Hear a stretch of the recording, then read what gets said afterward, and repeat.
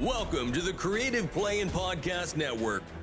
Join us as we share our favorite RPGs, one-shot games, tabletop games, reviews, and convention panels. Sit back and enjoy the show.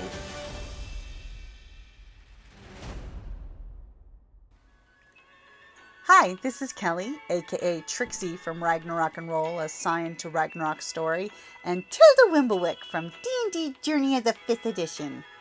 First off, I would just like to say thank you to everyone for listening to our varied adventures, as well as for rating us on iTunes and RPGpodcast.com. If you haven't rated us yet, we would greatly appreciate it if you could. And if you're looking for more ways to support our efforts, we are now on Patreon, a great site where you can help us continue making more podcasts, as well as some special surprises for our patrons. If you can, please look us up at www.patreon.com/cppn. Every little bit helps. And again, thank you for listening. Hey guys, Jim here.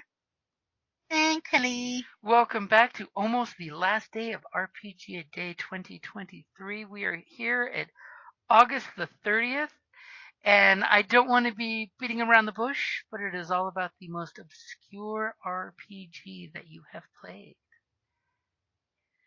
I've got a really good one.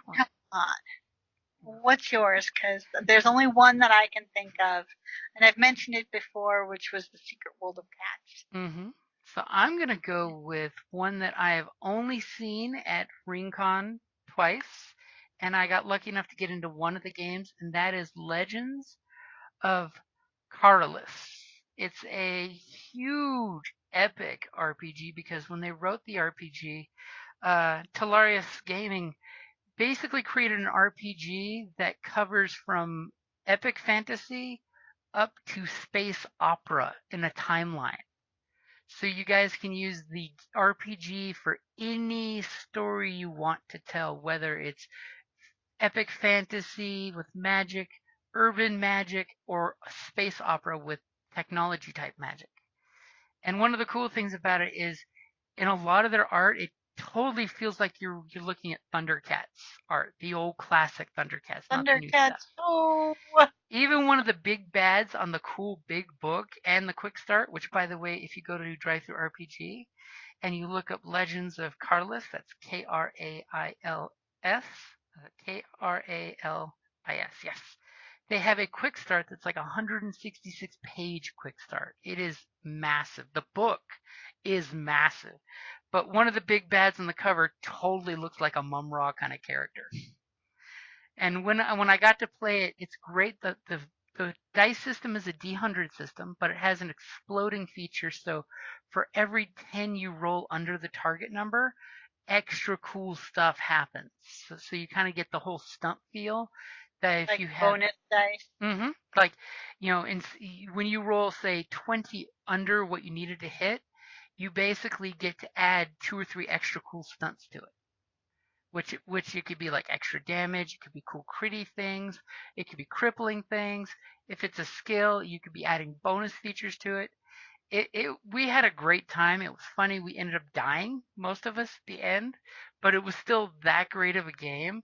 That is just, it's super cool. The guys that wrote it, I mean, one of them is a math teacher. We're talking like STEM math teacher. So, of course, when it comes to numbers, this guy's like, you roll a pair of dice and he tells you the target number, and he immediately tells you how many times that number is divisible by 10 just by glancing at your dice. It's like, wow, your brain is scary good with math. I needed to use my fingers, I have to admit. I'd go 56, 66, 76, 86, 96. Okay. Four baby. explosions. Just use the calculator on your cell phone. I'm like, I always got mine out for work, It's like, okay, I need this. It's got to be a plus or minus 2% for this now. Okay. But definitely check out the Quick Start. I think they are almost done and ready to do their actual Kickstart, because they've been working behind the scenes getting their artwork and stuff. But the Quick Start book literally does have everything you need to start the adventure if you want to do it the world of old gods or the world of new technologies.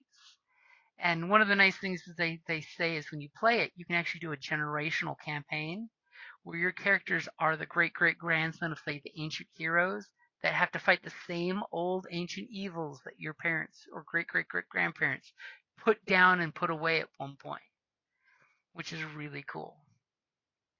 And, of course, the game comes with the some pre-gen characters with some really cool art.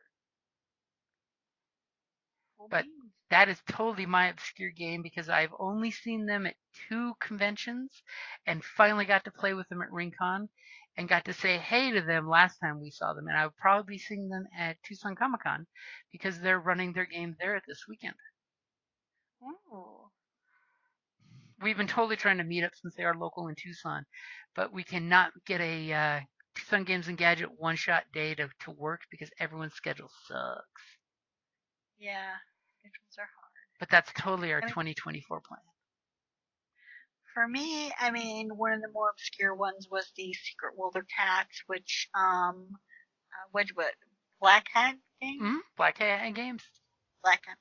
Yeah. So, and it's not like a super big RPG book. It's like, it's more of a small little book, but it's kind of fun. But it's, it's odd, because it's like, oh, I'm just going to play a cat, protecting my owners without them knowing it, or excuse me, burdens. Your Because burden. cats don't have owners, they have staff, or in this case, burdens. So they have to protect their burdens. So, I mean, it's cute, it's fun. I don't see a whole lot of like long campaign kind of things, but because of course most cats don't travel; they usually stay within their little territories and stuff. Mm-hmm. But it's interesting. I like it as and I would like to play it again at some point. Yes, it's definitely a fun one, especially for spooky, type of settings. I'm just going to say it's a great one for the spookiness. And it teaches you everything you know to need in Fate in a really well self-contained little book. Because, of course, one thing we love with Fate and Black Hat Games is they give you the Fate rules for free online. You can literally go to a really cool wiki page that has searchable categories that break down how to make the normal Fate or even Fate Accelerated, which is an easier, quicker version of Fate, and they give that to you free. I mean, Cats, I think when they had it on their Patreon site, which they closed their Patreon site currently, that is one thing I am sad about because they used to release like every other month one of the mini books on Patreon. But it is a great book. It's like super not expensive. You can pick it up for like I think $10 at your local brick and mortar store, even less online. The PDF is like, I think it's like $1 for the PDF. And if you totally buy the book straight from Evil Hat Games, totally buy the Fate bookmarks because the bookmarks are all your players need for how to play the game. The bookmarks are great because they fit in the books and they have all the rules written on a little tiny bookmark. Cool. That's my shameless plug for them because I love Black Hat Games.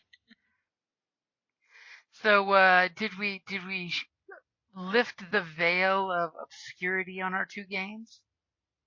I think so. Alrighty. So we should probably say that is going to be the somber-ish wrap-up for August the 30th. And then next we're going to be tomorrow on Thursday for the favorite RPG of all time.